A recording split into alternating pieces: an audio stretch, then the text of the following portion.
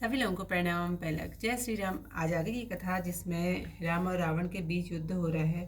तो बानरों को महाप्रबल देखकर रावण ने अपने मन में विचार किया और अंतर्ध्यान होकर पल भर में राक्षसी माया फैला दी।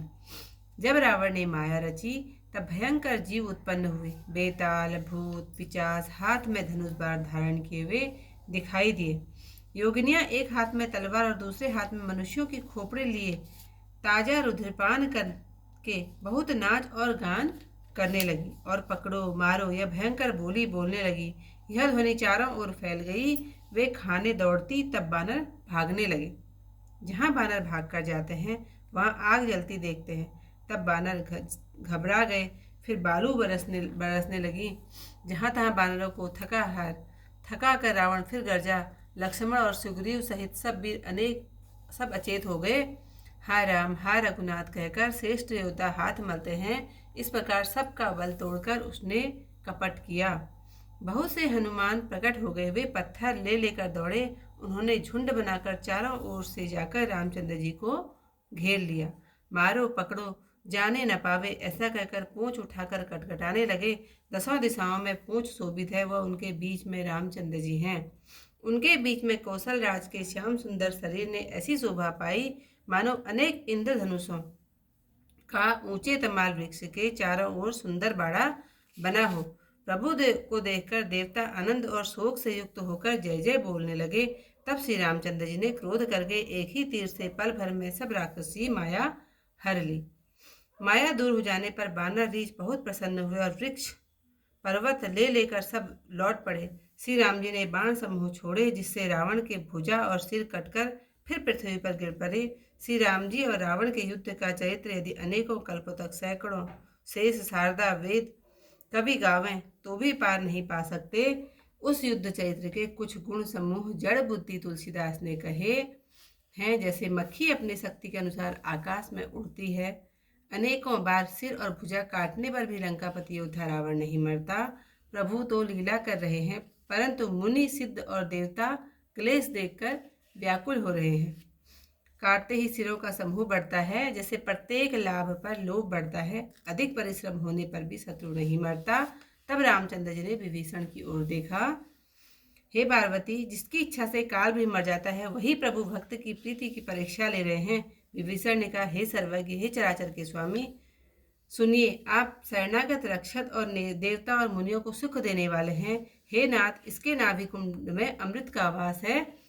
उसी अमृत के बल से रावण जीता है। विभीषण के यह वचन सुनते ही कृपालु राम जी ने प्रसन्न होकर कराल बाण हाथ में लिए। तब अनेक असगुन होने लगे। बहुत से सिहार, गधे और कुत्ते रोने लगे। पक्षी जगत के दुख के कारण बोलने लगे। आकाश में जहां तहां पुच्छल तारे दिखाई देने लगे। दसों दिशाओं में दाह होने लगे। बिना पर्व के सूर्य ग्रहण होने लगा। मंदोदरी का हृदय बहुत थरथराने लगा। मूर्तियां नेत्रों के मार्ग से जल बहाने लगी। मूर्तियां रोने लगी। आकाश में वज्रपात होने लगा। प्रचंड पवन चलने लगे। पृथ्वी डोलने लगी। बादलों में रुधिर, बालू और धूल की वर्षा होने लगी। बहुत असगुन हुए। उन्हें कौन कह सकता है। बहुत से उपद्रव देखकर आकाश से देवता व्याकुल होकर जय जय बोलने लगे। देवताओं को व्याकुल जानकर दयालु रामचंद्र जी ने धनुष पर बाण चलाए और कान तक धनुष खींचकर 31 बाण छोड़े। श्री राम जी के वे बाण ऐसे चले मानो काल रूपी सांप हों। आज की जो कथा यहीं पर समाप्त। जब कीन्हते ही पाषंड भय प्रकट जंतु प्रचंड बेताल भूत पिचास कर धरे धनु नाराच जोगिनी कहे करवाल एक हाथ मनुज कपाल करि सद्य सोनित पान नाचहि करहि बहुत गान धरु मारु बोलहि घोर रही पूरी धुनी चहोर मुख बाई धावहि खान तब लगे कीस परान जह जाहि मरकट भागी तह वरत देखहि आगी भय विकल बानर भालू पुनि लाग बरसे बालू जहाँ तहाँ थकित कीर करी कीस गर्जऊ बहुरी दस शीस लक्ष्मण कपीस समेत भय सकल वीर अचेत हा राम हा रघुनाथ कही सुबट मी जहि हाथ एहि विधि सकल बल तोरि तेहि कीन कपट बहोरी प्रकटे सी विपुल हनुमान धाये कहे पाषाण तीन राम घेरे चहु दिसी वरुथ बनाई, मारहु धरहु जनी जाई, कट कट ही पूछ उठाई। दह दिसि लंगूर विराज, तेहि मध्य कौशल राज। तेहि मध्य कौशल राज, सुंदर श्याम तन शोभा लही।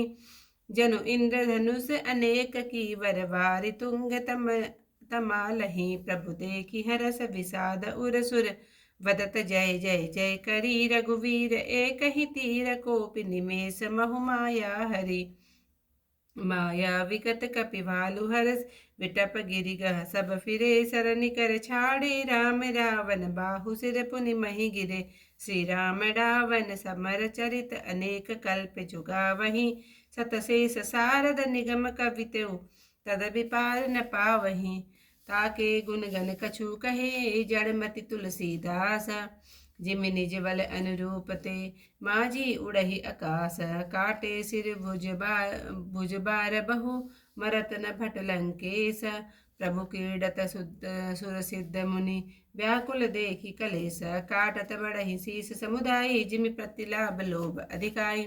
मरई न रिपु सम भयउ विशेषा, राम विभीषण तन सब तब देखा। उमा काल मर जाहि इच्छा, सो प्रभु जन कर प्रीति परीक्षा। सुनु सर्वज्ञ चराचर नायक, प्रणत पाल सुर मुनि सुखदायक।